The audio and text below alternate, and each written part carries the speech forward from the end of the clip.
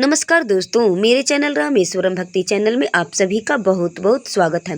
दोस्तों, शरद पूर्णिमा की आप सभी को हार्दिक शुभकामनाएं। तो आपको हमारे इस वीडियो में शरद पूर्णिमा की कथा कहानी सुनने को मिलेगी और इस कथा कहानी को आज रात में आप लोग अवश्य सुने। इसे सुनने से लक्ष्मी माँ की कृपा अपार आपके ऊपर बरसेगी। और दोस्तों, हम आपको बता दें कि आज ही लक्ष्मी माता का जन्म हुआ था और जो है कि समुद्र मंथन के द्वारा माता लक्ष्मी आज ही उत्पन्न हुई थी। तो आज विशेष मतलब माँ लक्ष्मी का दिन है। दोस्तों, शरद पूर्णिमा के दिन चंद्रमा अपनी 16 कलाओं से पूर्ण होकर आकाश से अमृत वर्षा करते हैं और वैभव की देवी लक्ष्मी, धन की माता लक्ष्मी अपने पति श्रीहरि के साथ पृथ्वी लोक पर उल्लू पर सवारी होकर भ्रमण करने के लिए वो रात में आती है। तो आज की रात शरद पूर्णिमा की विशेष महत्वपूर्ण रात है, तो इसे अपने हाथों से जाने ना दें दोस्तों। और मेरे तरफ से एक बात ये भी है कि आप अपने दरवाजे पर मतलब दीपक वगैरह जला करके रखें, ताकि माता लक्ष्मी जब आए तो रोशनी को देख करके आपके घर में वो प्रवेश कर जाएं। यानी बाहर बल्ब वगैरह और उजाला रखें आप लोग, ना उजाला हो ना लाइट हो, तो आप दीपक जला करके 2 4 5 यानी दीपक इधर उधर अपने दरवाजे पर जला करके रखें। इससे माता लक्ष्मी जब आएंगी तो उजाले को देख करके आपके घर की तरफ वो बढ़ेंगी और आपके घर में वो प्रवेश कर जाएंगी। आज के दिन आप लोग जागरण करें ज़्यादा से ज़्यादा और दरवाज़ा खोल के मतलब रहें। मतलब ऐसा नहीं कि निस रात में मेन दरवाज़ा खोल के नहीं, लेकिन बालकनी दरवाज़ा खिड़की अपना जो भी हो उसे खोल करके आप लोग रहें। तो दोस्तों, अब हम चलते हैं कथा कहानी की तरफ, जो कि पूर्णिमा के दिन जो कहानी सुनी जाती है उसको अब हम लोग सुनते हैं। शरद पूर्णिमा की व्रत कथा कहानी। एक नगर में एक साहूकार रहता था। उसकी 2 पुत्रियां थीं। साहूकार की दोनों पुत्रियों का धर्म कर्म में बड़ा ध्यान रहता था और दोनों पूर्णिमा का व्रत भी रखती थी। बड़ी बेटी हमेशा अपना व्रत पूरा करती थी और लेकिन छोटी बेटी व्रत को अधूरा ही करती थी। कुछ समय के बाद दोनों की शादी हो गई।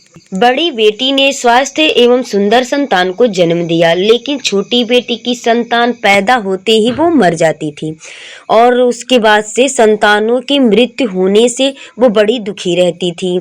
कि छोटी बेटी पंडित के पास जब गई तो पंडित ने कहा कि तुमने पूर्णिमा का व्रत हमेशा ही अधूरा किया है, इसीलिए तुम्हारी संतानें जन्म लेते ही वो मर जाती हैं। पूर्णिमा का पूरा व्रत विधि पूर्वक तुम करो और उसके करने से तुम्हारी जो संतान होगी वो जीवित रहेगी। उसने पंडित के बताने पे वैसे ही व्रत को किया। बाद में उसे एक लड़का पैदा हुआ, जो कुछ दिनों बाद लड़का भी मर गया। उसने लड़के को एक पाटे यानी पीढ़ा पर लेटा दिया, उसके ऊपर से कुछ कपड़े से उसको ढक दिया। फिर बड़ी बहन को बुलाई और वो उसी पीढ़े पे बड़ी बहन को बैठने के लिए बोली। पीढ़ा को उसने दिया बैठने के लिए। जब बहन उस पीढ़े पे बैठने लगी तो उसका नीचे का लहंगा यानी साड़ी का जो नीचे का किनारा था वो बच्चे पे जब छुआ गया तो साड़ी के लहंगे के किनारे से छुआते ही बच्चा रोने लगा जोर जोर से। यह देखकर बड़ी बहन हैरान हो गई और कहने लगी कि तुमने अपने पुत्र को यहाँ क्यों सुला दिया है? अगर वह मर जाता तो मुझ पर कलंक लग जाता ना। क्या तुम ऐसा चाहती थी? तब छोटी बहन बोली कि यह तो पहले से मरा हुआ था बहन, तेरे ही भाग्य से यह जीवित हो गया है, तेरी पुण्य से ही यह जीवित हुआ है। इसके बाद दोनों बहनों ने पूरे नगर में ढिंढोरा पिटवा दिया और सभी नगर वासियों को शरद पूर्णिमा व्रत की महिमा और पूरी विधि बताई।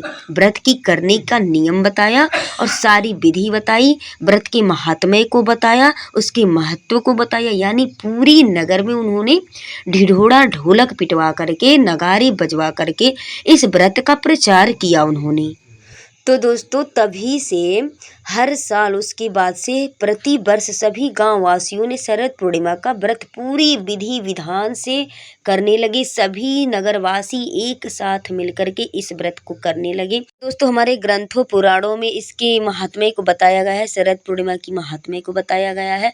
बोलिए चंद्रदेव महाराज की जय। हे माँ लक्ष्मी, हे चंद्रोदय महाराज, हे भगवान चंद्रमा देव, आप इस वीडियो को देखने वाले सारे दर्शकों को, सारे भक्तों को उनके कष्टों से दूर रखें और उनकी सारी समस्याएं परेशानियों को आप दूर करें और माँ लक्ष्मी उनके घरों में निवास करें और धन वैभव से उनका घर अन्न धन भंडारा भरे रहे और चंद्रदेव महाराज अपनी कृपा सारे भक्तों पे सभी दर्शकों पे बनाए रखें। दोस्तों अगर हमारी वीडियो पसंद आती है तो चैनल को आप सब्सक्राइब कर लें, लाइक कर लें, बेल आइकन को अवश्य प्रेस कर लें ताकि हमारी अगली वीडियो आप तक पहुंच सके। और दोस्तों कमेंट्स बॉक्स में जय माँ लक्ष्मी और ओम चंद्रमसी नमः अवश्य लिखें।